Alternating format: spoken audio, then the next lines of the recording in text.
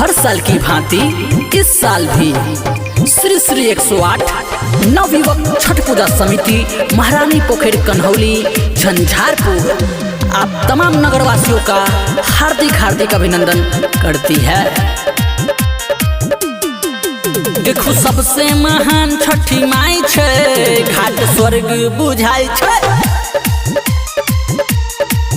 हाँ सबसे महान छठी माई छे, घाट स्वर्ग बुझाई छे।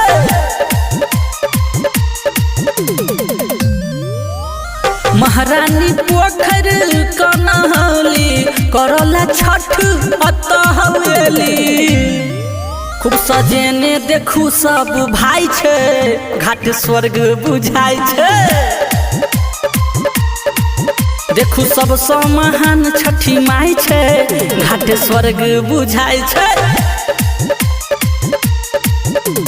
श्री श्री 108 नवयुवक छठ पूजा समिति महारानी पोखर कन्हौली झंझारपुर आज तमाम ग्रामवासी के हार्दिक हार्दिक अभिनंदन करते हैं। रूपम रिकॉर्डिंग स्टूडियो जीवन चौक मधुबनी। बउआ सब लेने छे बम छुरी छुरी, एले प्रसादी में ठेकुआ आ पूरी।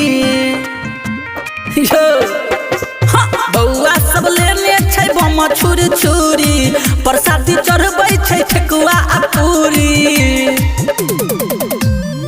सूरज देवता के आस तकाई छे, घाट स्वर्ग बुझाई छे।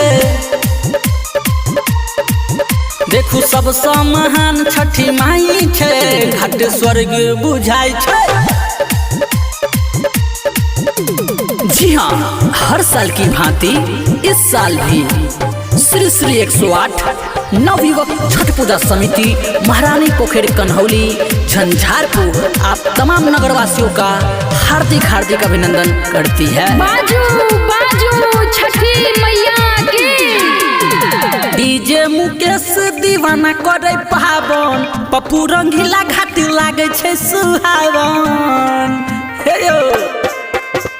डीजे मुकेश दीवाना करे पावन, पप्पू रंगीला घाट लागे छे सुहावन।